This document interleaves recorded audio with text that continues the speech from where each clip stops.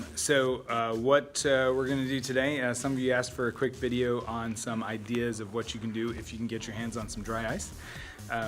Number one thing to remember, only use dry ice under the supervision of somebody who knows kind of what they're doing, okay? Super dangerous stuff, like 80 degrees below zero on the Celsius scale. You touch it and you can rupture cells on your skin and get frostbite and stuff like that. So be super careful. If you have a parent or guardian, somebody who's responsible that is willing to work on it with you, you can get some dry ice and you can try these little mini experiments. I just got a few, nothing super fancy. If you got questions, you can post some questions down in the comments and I will for sure try and answer them. And if you are worried about some safety issues, send me an email. I'll be checking my email probably pretty regularly, especially now that I'm telling you to do it. And you can ask me some questions. Anyway, so I want to get going on this, so let's do this. All right. The first thing that I showed you was with this big old 4-liter beaker. And what I was trying to show you was how you can take a 4-liter beaker and put some dry ice in it and watch the gas come off of it. Because this piece of dry ice right here is really just a big chunk of pure carbon dioxide. So we got pure carbon dioxide.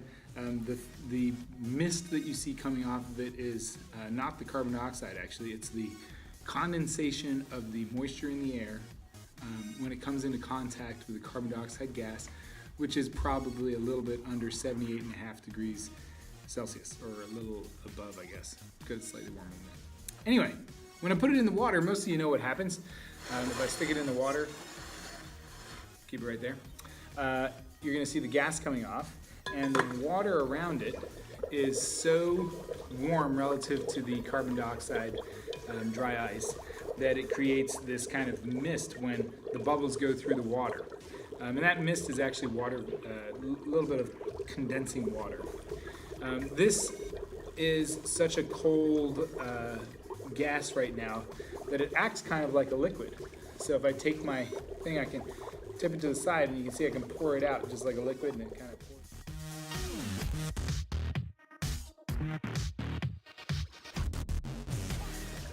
All right, so I just filled up this glass flower vase actually with some water, and what I want to show you is something that you actually can't do this at home, but this is what I was demonstrating in class, where I took some universal indicator. That's what this is. It's just a universal indicator. And I'm going to use a lot more than we would usually use for scientific experimentation. And what you can see when I put this in here is that the universal indicator shows us that this solution is more or less neutral. It's turning green, and that green indicates that it's neutral. I'm going to mix it up a little bit here to make sure it's all the way through. And what I was saying in class was that I want to make sure also that I am talking about this in terms of environmental issues to do with ocean acidification. And so I'm actually going to put a little bit of lye. I made this myself. This is my fireplace ash that I filtered with just plain old water, and it's created a hydroxide solution. Hydroxide is just a very basic solution. So I'm going to add a little bit of this, and you might be able to see it. It's going to turn the solution into a slightly darker, kind of dark blue, almost black. So that just, as with the indicator in there, what that's telling me is that this solution is now probably around an 8 or a 9 on the pH scale.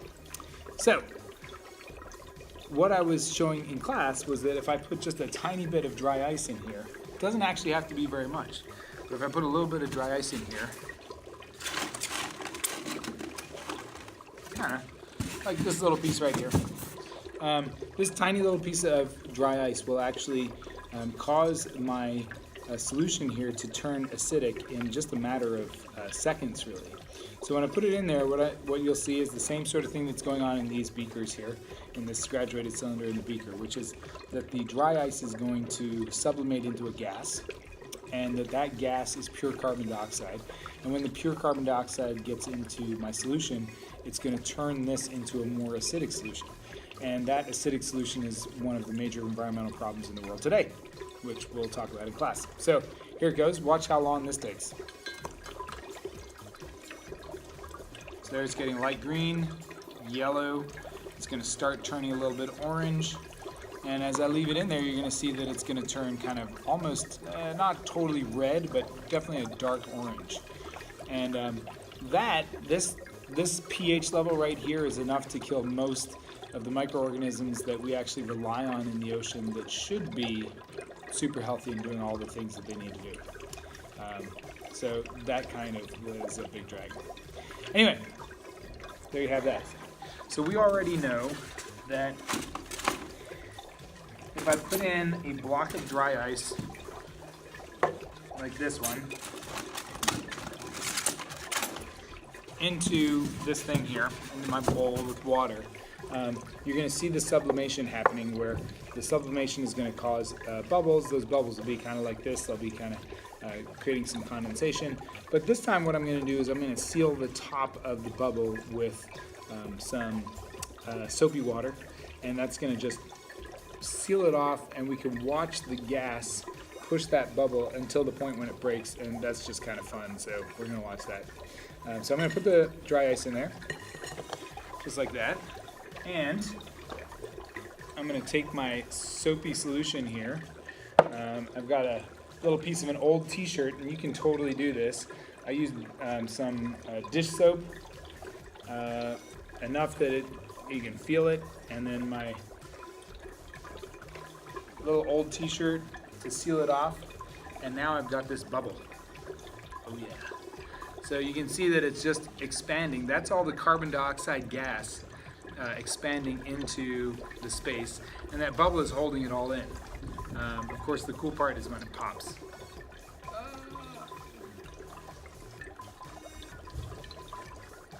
Oh, it's gonna tip. Oh yeah, that's pretty cool. All right. So I've got a just a regular old Gatorade bottle or something. I don't know exactly what that is, and I've filled it up with some warm water. I'm going to put some dry ice in here. It's going to expand just like that bubble, but this time I'm going to channel it into my little bubble maker here, and hopefully we're going to see some cool stuff. And the camera's going to get a little shaky. My apologies in advance, but this is super cool. I don't think I showed this to everybody, so you're going to like it.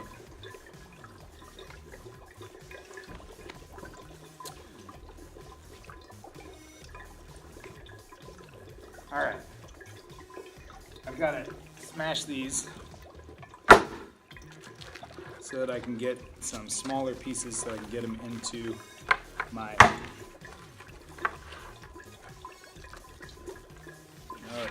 that's going to be great. You got to be really careful when you do this. Again, it's probably best to put this inside of a cloth of some sort so that you don't get any of this stuff in your eyes or anything like that, because that would be seriously bad. And, oh yeah, see, that's out of control. It's going to be I got to wait just a little bit for that to calm down.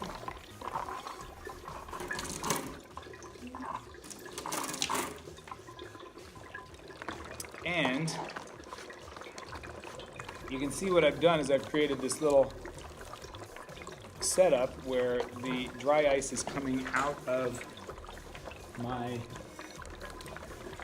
cup there. And hopefully you can see this. Check this out. So I'm going to get some soapy water here. Oh yeah. And I'm going to try and get this to form a little ball that's going to drop, and oh, it bounced just a little bit. So if you get it just right, sometimes it'll stay solid just like that, or not solid, but it'll stay together, just like that one did. Oh yeah. I'm gonna do the same thing. This time, hopefully I can make one that will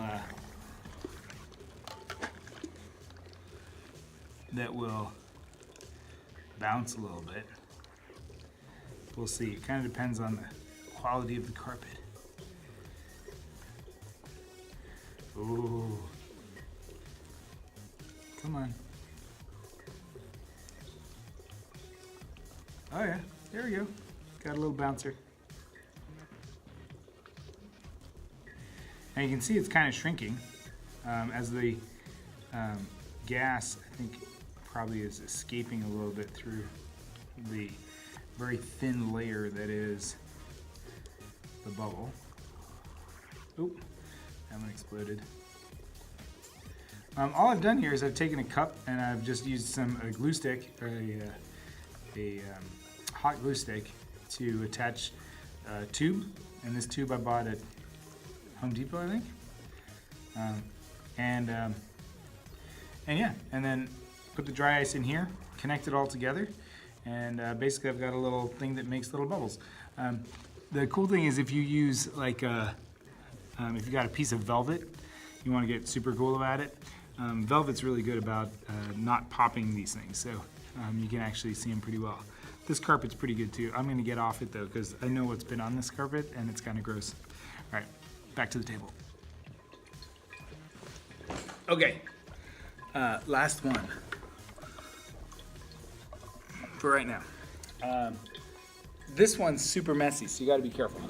All right, so scientists, this is going to be the messiest one so far, and this one's kind of cool. So if you do this at home, you want to make sure that you have a bucket or something where you can put the stuff. You might even want to do it near a bathtub, because if it gets out of control, you want to make sure you can control it somehow. So I'm going to do the same thing. I'm going to get a piece of dry ice. I'm going to use my gloves and be safe here. So I'm going to use my dry ice. I'm going to put it in here. But here's the difference. I'm going to use some of that soapy water I used for the bubble, and I'm just going to add a tiny bit of it, not too much. And when I put this in, this might actually be too big. I've got a bucket on standby just in case. When I put this in, it's going to create some bubbles, and you can totally I just swipe them off the top. If you do this with somebody, make sure you don't pour it, because you don't want to pour this dry ice into somebody's hand and hurt them by accident. So you'd want to make sure that you are doing this in a way where this dry ice is going to stay down at the bottom. And the only thing coming out is going to be the bubbles. So check it out. Whew. So immediately you can see the bubbles are being formed. Oh yeah. And then you can hold on to them and just pop them. And they're pretty dang awesome. This is like one of the coolest parts of the dry ice. I didn't get to do this today, but definitely something that if you get some dry ice and you want to try it out, this is super freaking cool. All right, it's already getting a little bit crazy. I'm gonna put it inside my bucket so I don't make too much of a mess. And there you have it. There's some fun things that you can do with dry ice. Again, be super safe. Don't mess around with this stuff. Don't take it out and play with it with your friends. Don't find crazy things to do with it. Like, be safe. If you got some questions, like you see something on another YouTube channel and you want to like try it out, talk to me first, or somebody who knows a little bit more about this, okay? Anyway, I'm going to go play with this stuff and maybe give it to some teachers. I'll see you later. Bye.